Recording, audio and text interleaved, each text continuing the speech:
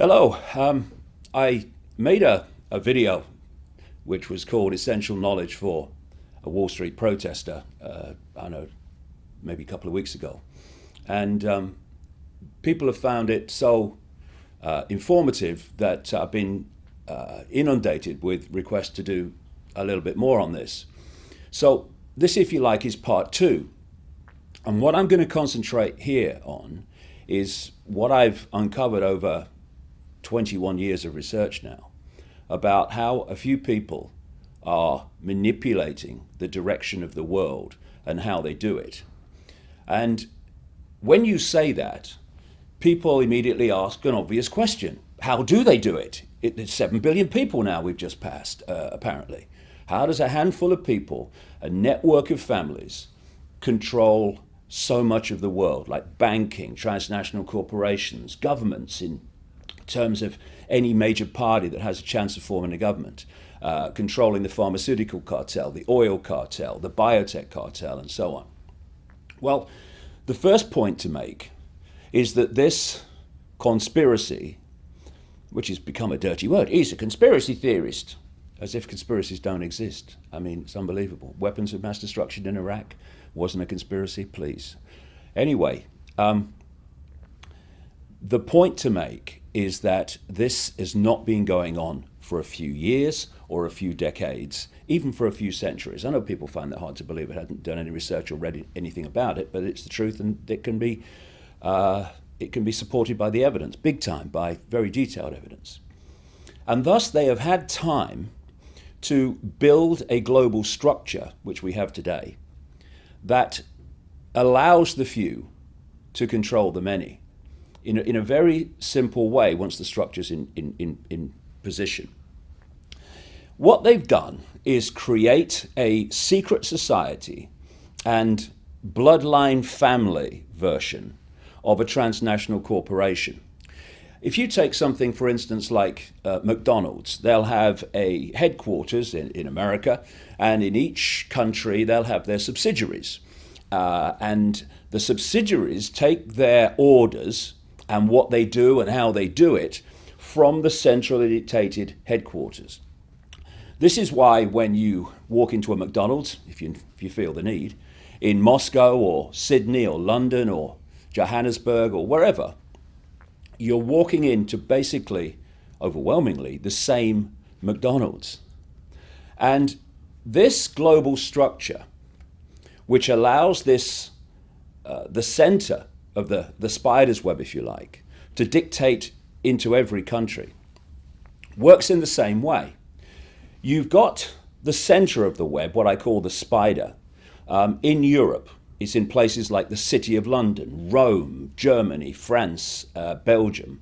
To a certain extent in America, United States, but nothing like to the extent that you would think, given the apparent dominance of America over the world for so long. In so many ways, the center, the spider in Europe, loads the gun, if you like, and gets America to fire it. And so everyone looks to America, big bad America and all the rest of it. And I'm not saying that the government and establishment in America is not like that. It bloody well is. But the real power is in Europe, not in the European governments, in the center of this secret society bloodline web. So there's the center, there's the headquarters, there's the spider at operational level. Then in every other country, whether it's South Africa or Johannesburg or Canada or anywhere, you have the subsidiary networks answering to the spider, the headquarters in the center. And these networks in the different countries are, again, bloodline families under different names and their agents and gophers, and a secret society network and web that is there to manipulate them and their agents and gophers into the significant positions of power so that they control that country's government and political system, banking, big business, all the rest of it, media at ownership level. And so the national subsidiary web in each country, just like McDonald's, carries out the policies of the spider at the center. Thus, in the last 21 years, I've been to something like 55 or more countries now researching this and talking about it. And I see the same things being introduced using the same excuses in country after country after country at the same time or around the same time. This is the structure that allows that to happen. Then there's another level, which is that the national network subsidiary also has subsidiaries in the towns, the cities, the regions and the communities. And therefore, they can dictate to the next level down and dictate what happens in cities and communities around the country. And in this structure, it means the spider at the center of the web can, through this structure, manipulate down into local communities in country after country after country. So the goal of this web is to change society in every country to create a global fascist communist dictatorship based on a world government that would dictate to every country, a world central bank that would dictate all world finance in every country, a world currency, just electronic, not cash, a single world currency, a world army to impose the will of the world government, and a microchip population, which people absolutely laughed at when I came out with that, well, I don't know, 15 years ago or more, but no, they're not laughing anything like so much now because all these things are starting to happen. So if we bring this down, this structure down, into a country, and let's take the United States.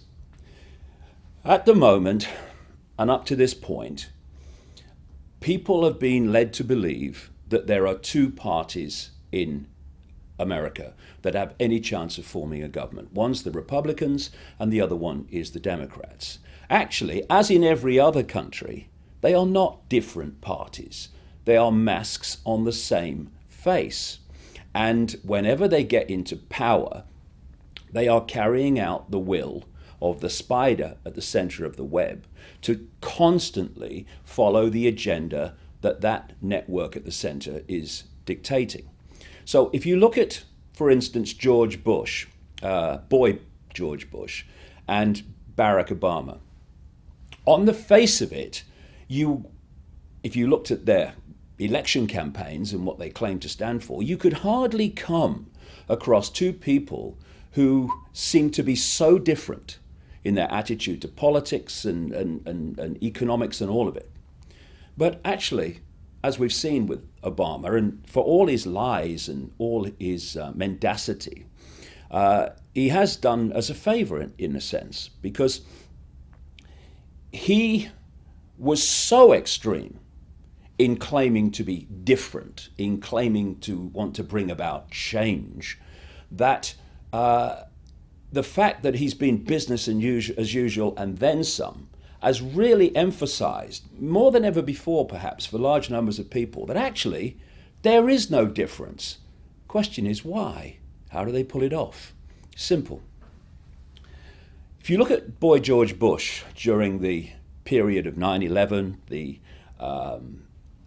Iraq invasion, the Afghanistan invasion, etc., he was demonstrably controlled one step back by a group of people that were widely reported, even in the mainstream media, which became known as the neocons or neoconservatives. These are people like Richard Pearl, William Crystal, and Paul Wolfowitz, and all that crowd. And therefore, he had his policies and what he did driven by that network. Over on the Democrat side, now Obama, of course, behind him are a group of people, a kind of Democrat mirror of the Democons, who I call, or the neocons, which I call the Democons. And the Democons are people like Rahm Emanuel, who was the White House chief of staff in the early time of Obama, when the policies were getting put into place that have played out since.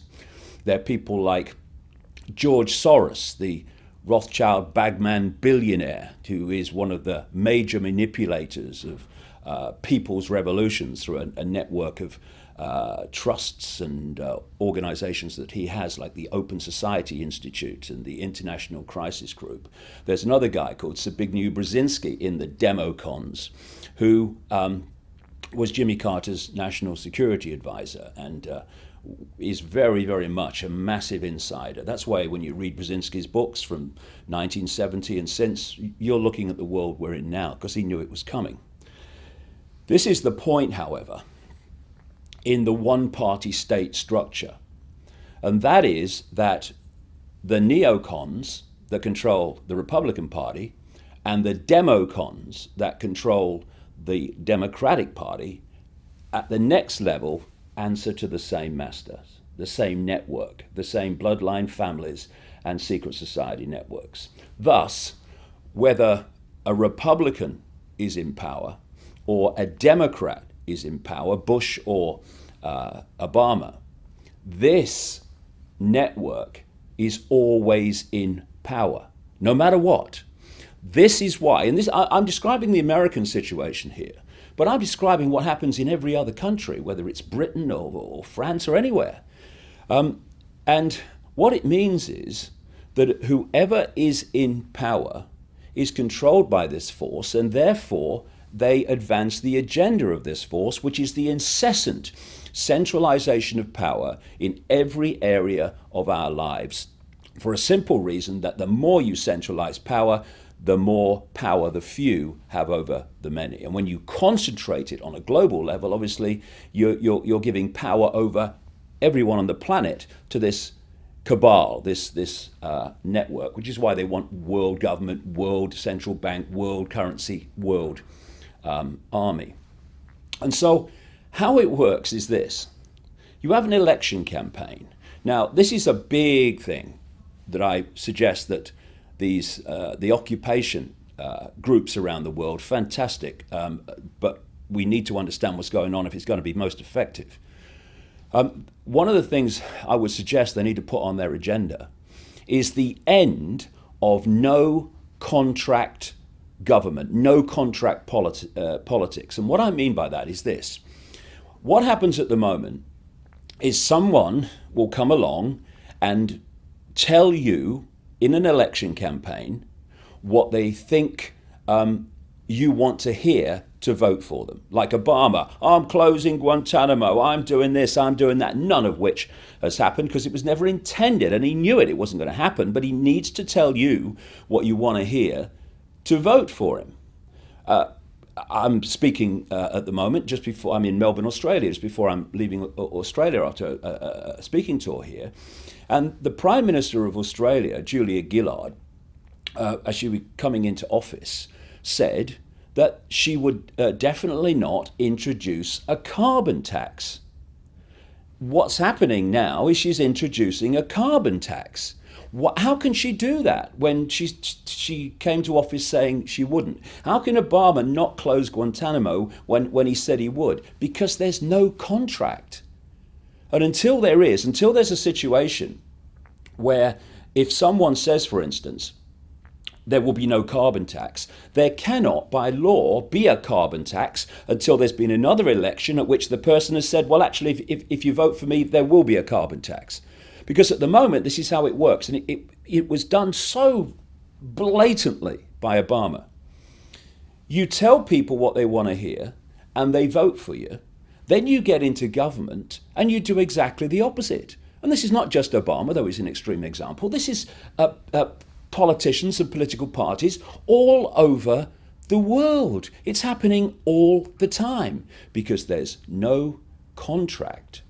And thus, we have this situation where we have an election, people vote for people on the basis of what they're saying, they get into power, nothing changes. So they have another election, and then someone else comes along and tells people what they want to hear.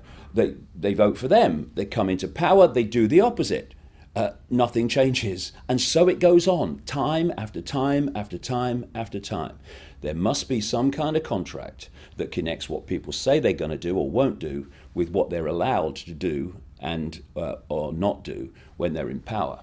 Because at the moment, because of this situation, this is how it works, to give people the illusion of political choice in almost any country.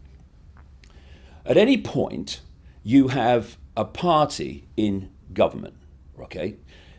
In government, it has the power to introduce this centralization agenda, the police state agenda, and all the other things I've been saying were coming for a very long time.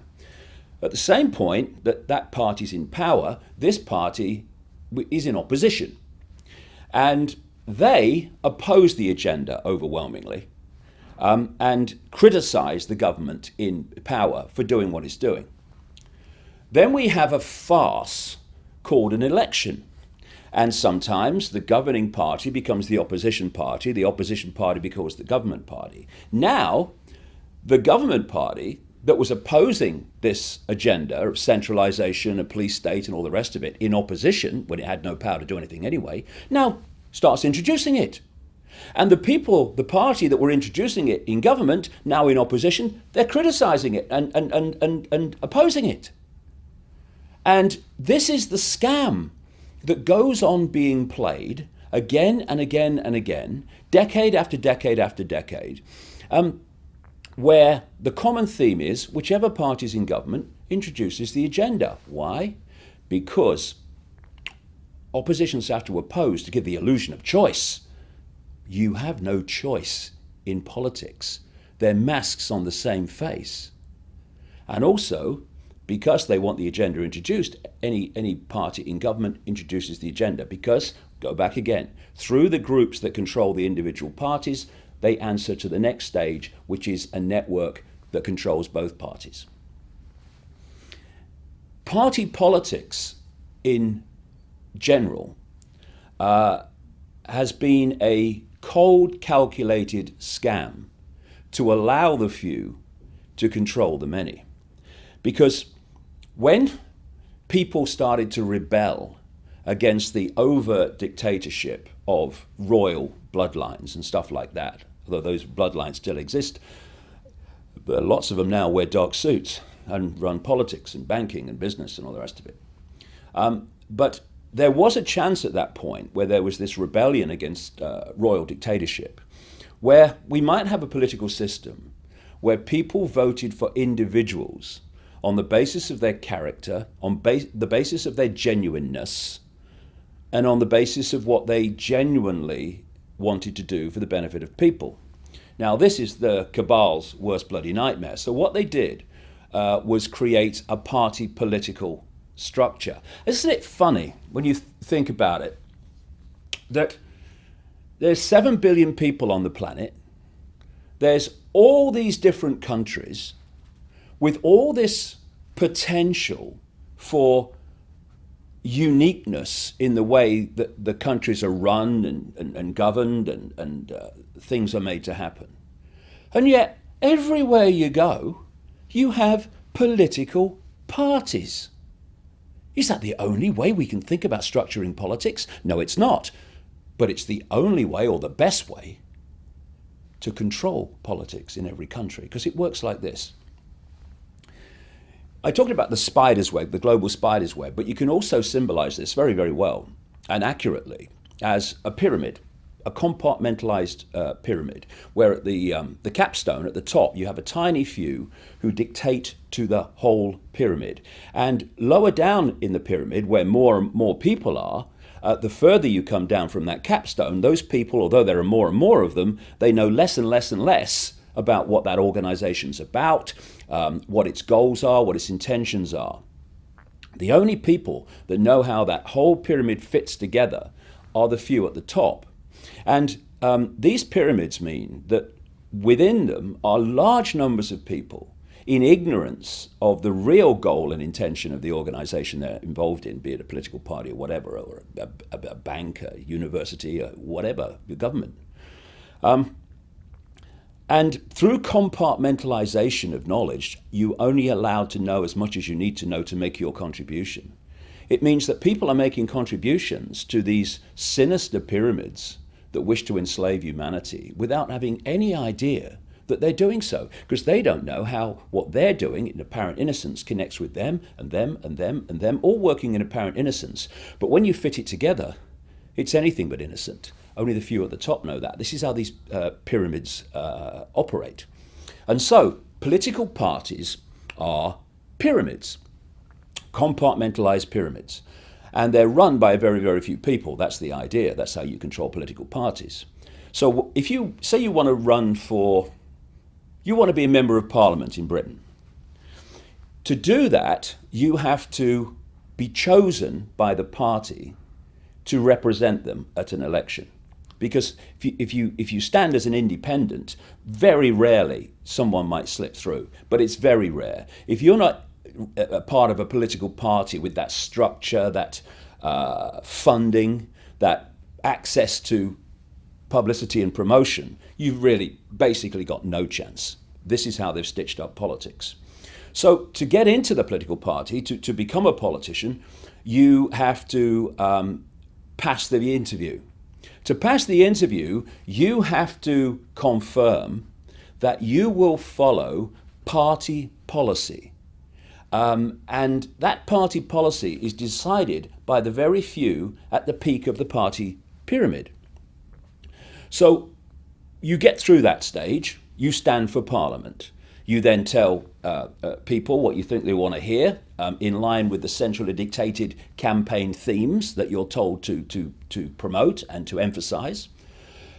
And you get elected and you become a member of parliament, like a member of Congress or anywhere else around the world.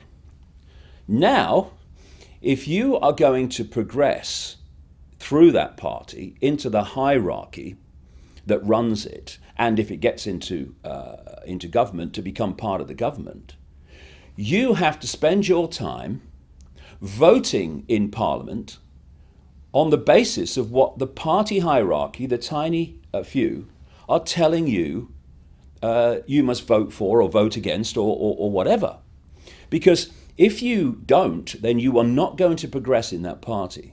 And it's staggering that in what we call democracy, although democracy and freedom are supposed to be interchangeable words, like hell they are, but we have this situation in what's supposed to be a free political system, where we have these whips. And the party whips are there to threaten, cajole, and sometimes bribe members of the party that don't want to vote with the party's diktat in a vote, to do that, to go against their own convictions and what they feel is right, and just go with the party line. And the very fact that whips exists show you that politics is an irrelevance in terms of being people openly voting for and against what they believe in. It's what the party structure believes in that they are voting for and against. Very recently in Britain, we had a vote, while I've been over in Australia, on having a referendum over the European Union. And lots of people in the Conservative Party, the governing party, were in their hearts wanting to vote for a referendum. But a lot of them didn't, enough for the government to win the vote, because of the pressure and all the rest of it from the party hierarchy. So thus, the party political system is not, and its very structure from the start has never been about representing the interests of the people.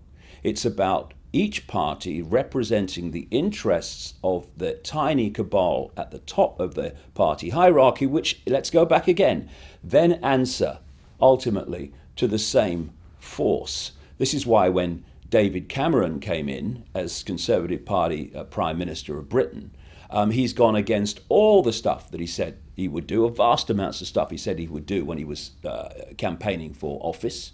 And he's just become a Tony Blair Mark II, as he was always going to be, because like Blair, he represents the same cabal and thus the same agenda unfolds. So, yeah, what we're seeing is America being systematically destroyed. And people would say then, why would Americans like Obama and the Democratic Party and the Bushes and the Republican Party, why would they systematically destroy America? Because they're not representing America. This is the thing to get over, and it is so important that the Occupy protesters understand this. This is not about representing America. They're representing this cabal that dictates to both parties, and that cabal does not want America to prosper. It wants it to be destroyed for a simple reason. When you are seeking a world government dictatorship, to dictate to every country, you cannot have superpowers that have the financial and military might to say no to you. So what's happening systematically, it's been going on for decades and more, is the American economy has been targeted. And this is why it's in catastrophic disarray. It's because it's systematically been made to be like that. I mean, here's a few questions here. Why would governments that really wanted the best for America allow a situation where enormous numbers of American jobs, particularly in manufacturing, but other areas too, are outsourced to places like China using slave labor? I mean, first of all, at both ends of the situation, you'd say if you were a government worth the name, with a heart, involved at all, we are not going to have, first of all, American jobs taken away in this way because it's harming American people, and we're not going to have them taken away to exploit in sweatshops and slave labor Chinese people and other people in the Far East. But they do it. And the irony is that having done it, having destroyed so much on purpose of the American industrial manufacturing base, America's now cap in hand to China for money to keep going because it can't pay its way. Why? Why would anyone who cares about America bring that situation about? Because they don't. And then you look at what's happened in the financial situation where the privately owned Federal Reserve, Rothschild-controlled privately owned Federal Reserve, through people like Bernanke, have hosed trillions and trillions and trillions of dollars at banks and other financial institutions, not just, my goodness, in America, but around the world. And where is it? It's just like disappeared. Abracadabra. And America's now stuck with this fantastic debt, and the people are stuck with somehow paying it back, which they never will because the American economy will collapse before then, exactly as it's supposed to do. Why would anyone who cares about American people be hosing this money everywhere while people are in tent cities? Because that is systematically further destroying the American economy. And that's the game. Another question. When people are in tent cities, when they're in terrible, terrible financial trouble, they're losing their homes in incredible numbers, why would the American government be spending all added hidden costs in there too, in excess of $1 trillion a year on the military to go and bomb civilians in increasing numbers in other parts of the world? Why would they do that? Answer: the American military is not the American military. It's not serving the interests of America, clearly not, with more than $1 trillion a year going out. It's the cabal's military, which is controlled through the cabal-controlled American government, no matter which party's in power. That's why Bush goes to war abroad, and then in comes Obama, the so-called peace candidate, and he goes to war abroad in exactly the same way, because they're following the same agenda. And what is happening is that the American military, and that in excess of $1 trillion, is being used to advance an agenda in the Middle East and Africa and other parts of the world that the cabal that controls both parties has been following for so long. I mean, if we do not get to that point where we understand that America is a one-party state, Britain is a one-party state, etc., etc. And in fact, when you take the spider's web global construct that I started talking about right at the start of this, we live, in effect, if you get to that level, in a global one-party, one-cabal state. It is absolutely vital that we understand this and realize that politics is not the answer. In its present form, will never be the answer to what is going on. We have to do it. We, the people, have to do it, because politicians are there to do the very opposite of what's good for people. Thanks for listening.